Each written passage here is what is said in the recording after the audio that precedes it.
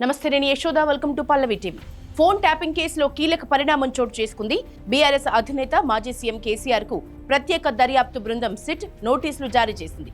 తొలుత ఎర్రవల్లిలోని farm house కు వెళ్లి స్వయంగా ఆయనకే నోటీసులు అందిస్తారని అనుకున్న గురువారం మధ్యాహ్నం నందినగర్లోని నివాసానికి వెళ్లిన సిట్ అధికారులు ఆయన పీఏకి నోటీసులు అందించారు.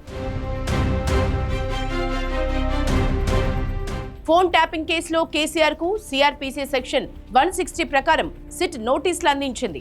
శుక్రవారం కేసీఆర్ ను సిట్ ప్రశ్నించనుంది. మధ్యాహ్నం 3 గంటలకు విచారణ ఉంటుందని నోటీసుల్లో సిట్ తెలిపింది. ఈ కేసులో ఇప్పటిదాకా నోటీసులు అందుకున్న వాళ్లు దర్యాప్తు కార్యాలయం జూబ్లీహిల్స్ పిఎస్ లో అధికారుల ఎదుట విచారణకు హాజరయ్యారు. అయితే వయసు రీత్యా కేసీఆర్ విచారణలో వెసులుబాటు కల్పించింది. విచారణ కోసం పోలీస్ స్టేషన్ కే రావాల్సిన అవసరం లేదని, హైదరాబాద్ నగర పరిధిలో ఆయన కోరుకున్న చోట విచారణ జరుపుతామని నోటీసుల్లో స్పష్టం చేసింది. ఇదే విషయాన్ని కేసీఆర్ పీఏతోనూ సిట్ అధికారులు చెప్పినట్లు తెలుస్తోంది. అయితే రేపటి విచారణకు మాత్రం సిద్ధంగా ఉండాలని నోటీసుల్లో సిట్ ప్రస్తావించడం గమనార్హం.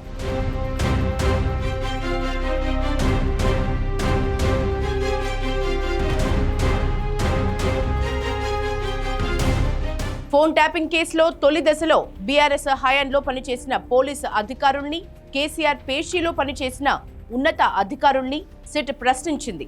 వీళ్లు ఇచ్చిన స్టేట్మెంట్లతో రెండో దఫా విచారణలో వరుసగా రాజకీయ నేతలను సిట్ విచారణ జరుపుతోంది. బీఆర్ఎస్ కీలక నేతలు హరీష్ రావు, కేటీఆర్, మాజీ ఎంపీ సంతోష్ రావు, బీఆర్ఎస్ మాజీ ఎమ్మెల్యేలు, ఎమ్మెల్సీలను సుదీర్ఘంగా ప్రశ్నించి వాంగ్మూలాలను నమోదు చేసింది. ఇప్పుడు కేసీఆర్ వంతు వచ్చింది.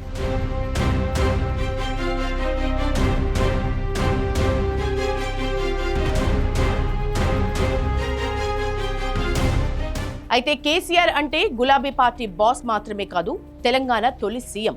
జనరల్ గా ఫోన్ ట్యాపింగ్ లాంటి పెద్ద విషయాలు సీఎం అనుమతి లేకుండా అధికారులు చేస్తారా అనేది ప్రశ్న. సీఎంకి తెలియకుండానే ఇలాంటివి జరుగుతాయా అనే ప్రశ్నల్ని ప్రస్తుత కాంగ్రెస్ పార్టీ నేతలు సంధిస్తున్నారు. అందువల్ల ఇది కేసీఆర్ మెడకు చుట్టుకుంటుందా అనే సందేహాలు రాజకీయ వర్గాల్లో వస్తున్నాయి. సిట్ నోటీసు ఇచ్చి విచారించి తర్వాత ఏం చేస్తుంది అనే ప్రశ్నలు పొలిటికల్ సర్కిల్స్ లో చక్కర్లు కొడుతున్నాయి. ఒకవేళ ఫోన్ ట్యాపింగ్ జరిగిందని, అది కేసీఆర్ కనుసన్నల్లోనే జరిగిందని చెబుతూ సిట్ గనుక ఆయన్ని అరెస్ట్ చేస్తే అది రాజకీయంగా ఎలాంటి ప్రభావాలు చూపుతుంది అనేది తేలాల్సిన అంశం. అంటే కేసీఆర్ అరెస్ట్ అయితే అది కాంగ్రెస్ పార్టీకి ప్లస్ అవుతుందా, మైనస్ అవుతుందా అనేది తేలాల్సిన విషయం. ప్రజలు ఈ విషయాన్ని ఎలా రిసీవ్ చేసుకుంటారు అనేది కీలక అంశం.